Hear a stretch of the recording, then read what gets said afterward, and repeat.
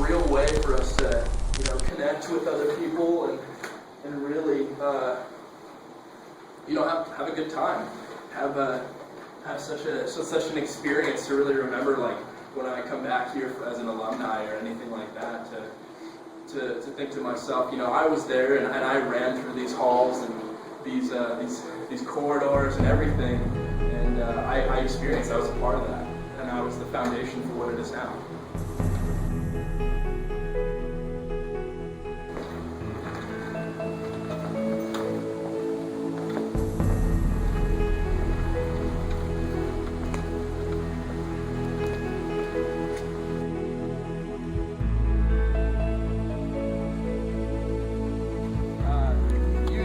Some form of being defensive, you get some form of being aware too of your surroundings. You also get really afraid of the color orange.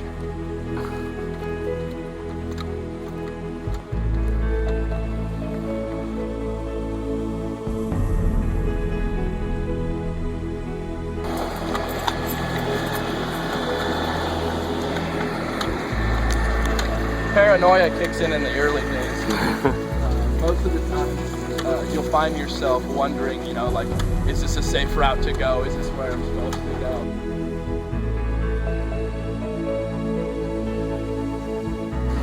You won't necessarily take straight paths like you would in anything, like even in a game of tag.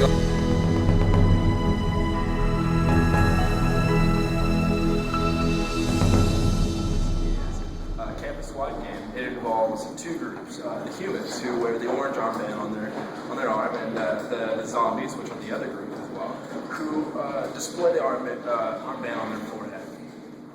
The point of this game is to survive initially. Everybody are given nerf blasters, and they're to survive without being tagged or touched or come into contact whatsoever with a zombie.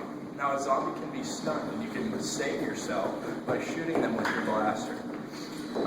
Some blasters are illegal, some blasters that look or represent guns and such, and some are modified. Some of the original pieces are not allowed on the guns themselves. Other than that, it starts on a Wednesday usually. It goes in two waves. The first wave is during this quarter now, winter quarter. And it starts Wednesday and ends Wednesday. It's a week-long event with 3 sole missions, meaning the humans try to complete an objective of some kind, whether it be escort or cover a ground, survive, things like that. We usually get a turnout of 400 to 700 people. This year it's about 600 people. And it's been great so far. The numbers change though, definitely as the time goes on. Within the first day, there was about 200 zombies, and today is day 2, so I don't know the leaderboards yet, which is all posted on the website, and you can get the information about who's fighting who and who's still alive. And there's also singular events and special things that go along with it. You can get achievements like dressing up during HVZ can get you like the business achievement, or taking on 5 zombies by yourself and being noticed by a moderator. And the moderators are people who have a green armband, and there are also blue armband people who are health certified and able to perform CPR safely. But the green moderators, they're the people who originated and start and kind of control and manipulate the game in such a way to keep it under wraps and to keep it contained and appropriate at all times. They settle disputes. They give speeches during missions and such to kind of let them know. They're like the informants of anything. There's also another station posted in Red Square. It's called the Market or the Gun Cache. It's where if you have any ammo that was lost during the time of a game at any point in time and you were just ambushed or rushed or by any means, you're allowed to enter there safely and then leave back from where you come from, and you retrieve the ammo. Usually marked ammo is how you identify it. You show an example of ammo that you possess that is of the same marking, and you get what you need. Usually people are kind of taken out by the last mission. The last mission is kind of like the kill wave, the final stage. Last year, one of our games was canceled due to an unfortunate event. A kid killed himself, committed suicide over in one of the buildings here. Some activities like these such and like running around and things like that can be distracting, especially yelling and hollering and such. So precautions have been taken. You're not allowed to enter a building with your gun shown or your blaster shown, you have to conceal them in a bag of some sort. You can't be distracted. You can't play with them in class. You're not supposed to really take away from the campus environment by this activity. It's more to include the people of the campus and the people who participate. All in all, like it's a community activity. It's to bring everyone together and give them this sense of like unity, I guess, in school and community effort, because you are taking and you're giving back to the community with these kind of activities.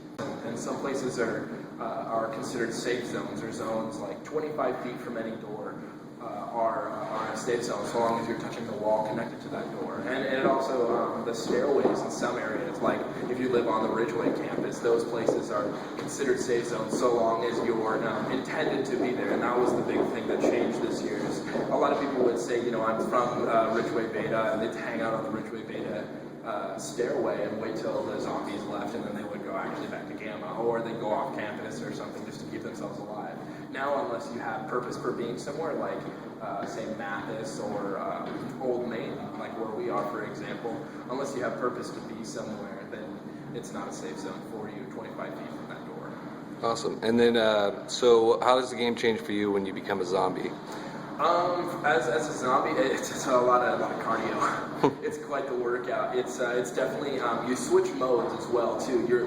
When you're a human, you're very fearful to stay alive and to hold your life, because it's like a big target on your arm, a big orange target for everything and anybody who's against you on this quest to take out all the humans to come and get you. And you only have the ammo and the rounds that you can at the time that in the situation that you're in to really save yourself. And when you're a zombie, it really changes that perspective that you have on the game itself. You're no longer stressed, you're excited, and you have this sense of change, because you're no longer worried or concerned with staying alive or getting tagged. You're now being the one tagging, and you're now on the sense of control. It's the shift of power that really changes the game for people. It's not really much of anything. It's kind of a challenge in itself to be a part of this game now. It's something new that everybody they get to be a part of, and the elements are a really big thing. Like it was windy around the beginning, and it just made it hard. It was such a challenge.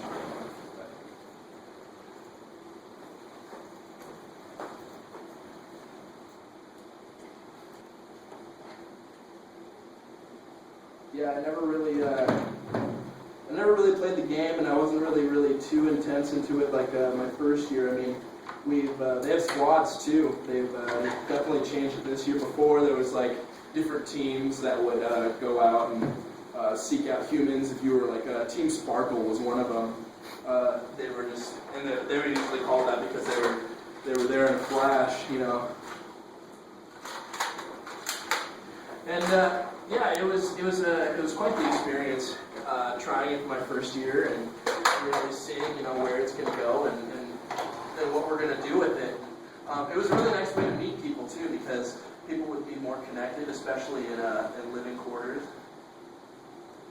And you get an experience for communicating yourself and not maybe necessarily your beliefs, but like your intentions, be out there and have a good time, and to let other people know that that's what you want to do too. But I mean, the blasters themselves are quite the challenge. I mean, like you get to learn about springs and how to be loaded up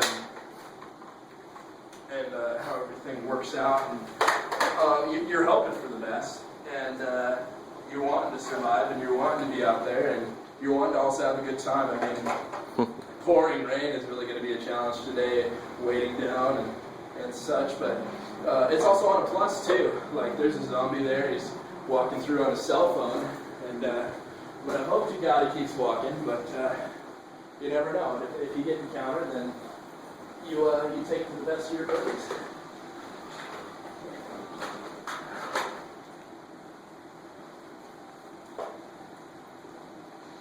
The experience for me is really, I feel, brought me closer to the campus and the campus environment, because this isn't something that just every school does or every community does. It's a real way for us to connect with other people and really, have a good time. Have such an experience to really remember, like when I come back here as an alumni or anything like that. To think to myself, I was there and I ran through these halls and these corridors and everything, and I experienced. I was a part of that, and I was the foundation for what it is now.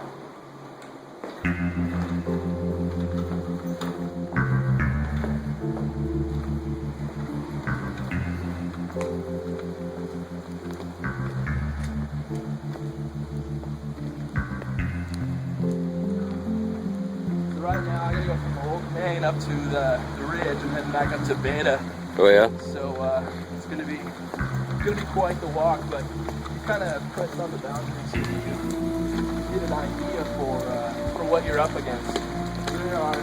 There are dead zones, and not dead zones like a cell phone, more like dead zones like you're gonna be dead if you hang out there.